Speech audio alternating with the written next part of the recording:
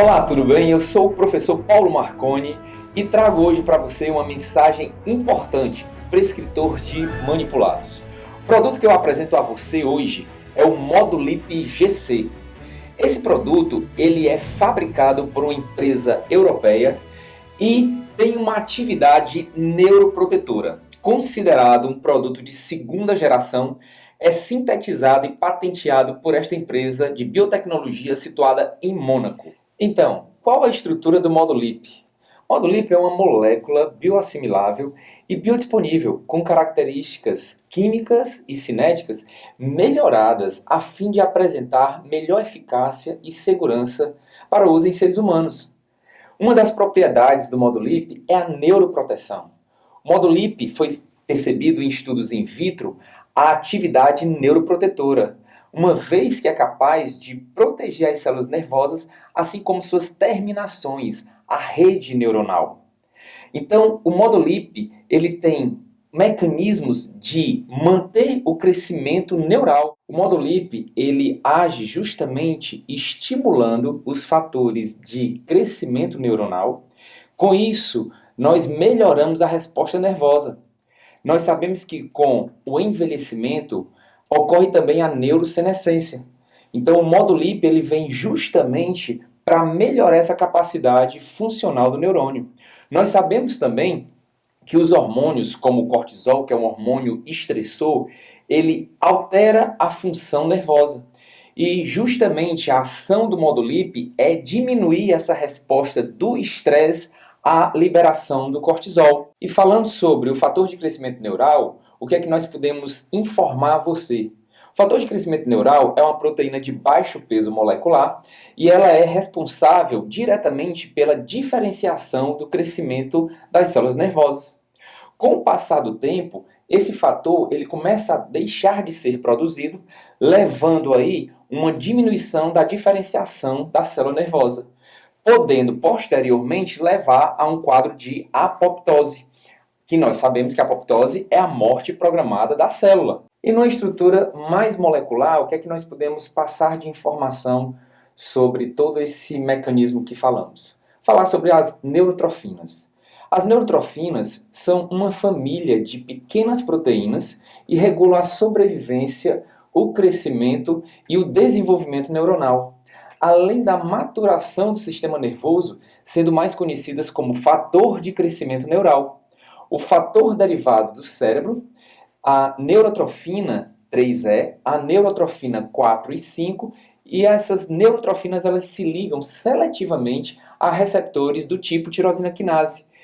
E esses receptores eles vão regular a função, diferenciação e sobrevivência dos neurônios. Neste gráfico nós podemos observar que a ação do Modulip GC foi superior a ação da glistina como um neuroprotetor de primeira geração, observando aqui o histograma rosa do Modulip e o histograma azul da glistina. Então, naturalmente, foi percebido nesses resultados uma resposta positiva na estimulação dos fatores de crescimento neural. Então, esses resultados eles foram confirmados pela mensuração do comprimento dos dendritos dos neurônios.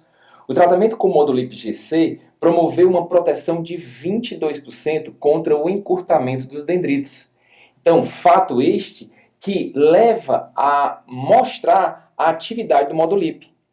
Em relação a outra função, nós temos que a atividade do Modulip ela também está ligada à lipólise. Então, os adipócitos são inervados pelo sistema nervoso autônomo e as catecolaminas, noradrenalina e adrenalina, quando liberados, eles atuam nos receptores do tipo beta 3, estimulando o quê? Estimulando a lipólise. Com isso, diminuindo o tamanho do adipócito.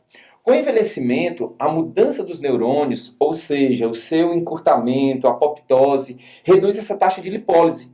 E com a manutenção da célula nervosa e a taxa de lipólise mantida, você tem aí um controle do peso corporal.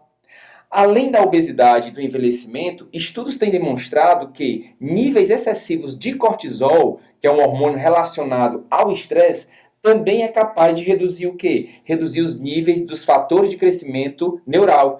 E com isso, reduzir a inervação simpática, inclusive em níveis de adipocitário, o que promoverá a redução da atividade lipolítica. Consequentemente, com o aumento da deposição de gordura local. De acordo com o estudo de 2007, foi percebido que a dexametasona opõe-se à sinalização de NGF.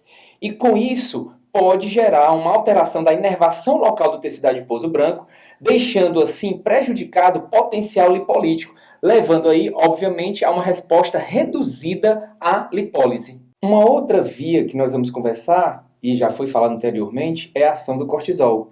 Cortisol nós sabemos que é um hormônio catabólico produzido na córtex da suprarrenal e tem uma atividade de elevar a glicemia. Então o cortisol ele gera uma resposta de proteólise muscular, ele gera uma resposta de lipólise e também gera uma resposta de glicogenólise, fazendo com que esses mecanismos elevem assim a glicemia. E desta forma o cortisol ele é considerado como um hormônio que eleva a curva e a concentração de glicose plasmática. Quero mostrar para vocês nesse gráfico a ação do módulo LIP na presença do cortisol e a resposta lipolítica. Observamos que na dose de 0,1 mg por ml, a lipólise ela foi aumentada em 8%. Já na dose de 0,25 mg por ml, essa lipólise aumentou em torno de 12%. E na dose de 0,5 mg por ml, a dose elevou a lipólise numa taxa de 33%. Corroborando esses dados aí para a ação do módulo LIP numa resposta lipolítica. Em resumo, os glicocorticoides, como o cortisol, eles afetam a inervação simpática periférica, levando aí a um prejuízo da inervação simpática no tecido adiposo branco, enfraquecendo essa ação simpática pró-lipolítica. Então, a neuroproteção é um meio para limitar os efeitos anabolizantes com aumento de gordura nos adipócitos do cortisol crônico. Nessa figura, nós podemos ver três comparativos. Nós temos um controle, percebemos aí os neurônios, temos a célula sob o cortisol e temos na outra figura o cortisol mais a ação do módulo LIP numa dose de 0,25 mg por ml. Percebam que na primeira figura existe aí a terminação do axônio, né? Tem um corpo do neurônio, o axônio em verde. Você tem na figura 2 uma diminuição desses axônios e na figura 3 a manutenção desses axônios na presença do cortisol. Corroborando esses dados aí, a mostrar que o módulo LIP ele tem essa atividade neuroprotetora, por estimular o fator de crescimento neural.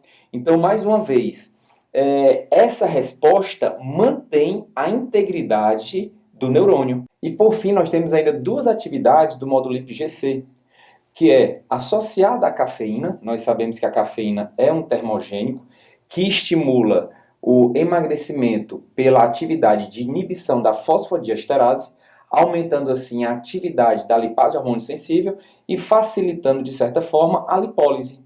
E uma outra atividade do módulo LIP-GC é a atividade antioxidante.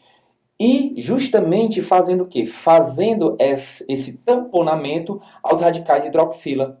Então, com tudo isso, nós temos um produto de extrema qualidade que possui várias atividades que pode modular a saúde do seu paciente. E qual a posologia do módulo LIP-GC? Associado a outros ativos, a dose fica entre 50 a 200 mg. E quando você faz a dose isolada, de 200 a 400 mg, dividido 2 vezes ao dia. Então, desta forma, você pode prescrever e observar essas variações funcionais do módulo LIP-GC. Eu espero que tenha contribuído com vocês nessas informações e que esse produto possa agregar dentro da sua terapêutica no seu consultório. Um abraço a todos.